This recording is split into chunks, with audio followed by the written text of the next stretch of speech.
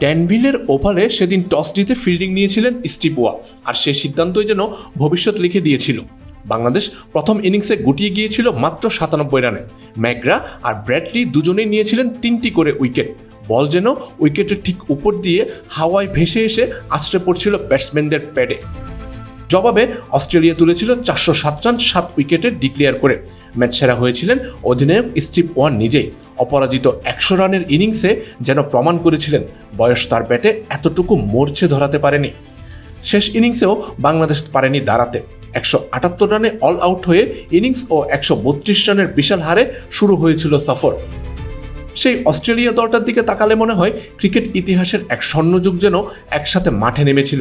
Justin Langer, Matthew হেইডেনের opening জুটি, 3-এ Ricky Ponting, 4-এ Darren Lehmann, 5-এ অধিনায়ক Steve ওয়া, 6-এ মার্টিন লাভ, 7-এ Adam Gilchrist, আর বোলিংয়ে গ্লেন ম্যাকগ্রা, ব্র্যাডলি, জ্যাসন গিলিসপি আর Stewart ম্যাকগিলের মতো অস্ত্র।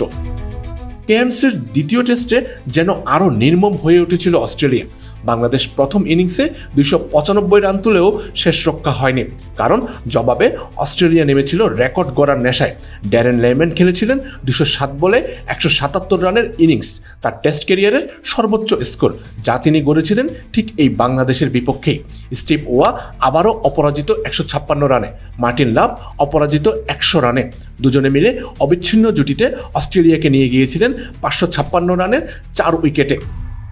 বাংলাদেশ দ্বিতীয় ইনিংসেও 163 রানে গুটিয়ে যায়। হার আসে ইনিংস ও 98 রানের ব্যবধানে। পুরো সিরিজে স্টুয়ার্ট ম্যাকগিল একাই নিয়েছিলেন 17 উইকেট, হয়েছিলেন সিরিজ সেরা। তার গুগলি আর টার্নে বাংলাদেশের ব্যাটসম্যানরা রীতিমতো দিশেহারা হয়ে পড়েছিলেন। আর 2 ইনিংস মিলিয়ে 287 রান তুলে সিরিজের সর্বোচ্চ রান সংগ্রাহক হন লেহম্যান নিজেই।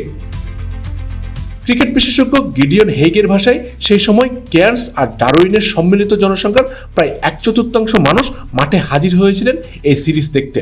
উত্তর অস্ট্রেলিয়ায় ক্রিকেট ইতিহাসে যা ছিল বিরল এক উপলক্ষ, অথচ মাঠের ভিতরে বাংলাদেশের জন্য সেই উপলক্ষ পরিণত হয়েছিল একরাশ তিক্ত অভিজ্ঞতায়। ঠিক 23 বছর পর সেই একই মাটিতে আবার পা রেখেছে বাংলাদেশ। আর এবার অস্ট্রেলিয়ার বিষয়টি একেবারেই হালকাভাবে নেয়নি। প্যাট কামিন্সের নেতৃত্বে ঘোষিত দলে ফিরিয়ে আনা হয়েছে গ্রীষ্মে মাত্র 3টি টেস্ট একসঙ্গে খেলতে পারা জশ হ্যাজেলউড আর নাথান লায়নকে। সঙ্গে আছেন কামিন্স নিজেও। Steve Smith, Mitchell Starc, Marnus Labuschagne, Travis হেডের মতো নাম তো আছে, সঙ্গে Cameron Green, Scott Boland, Alex Carey, Josh Inglis আর বো ওয়েস্টারের মতো গভীরতাও।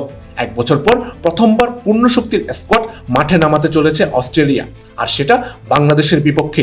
বার্তাটা স্পষ্ট, প্রতিপক্ষ যতই ছোট মনে হোক, সেরাদের ছাড়া নামতে রাজি নয় তারা।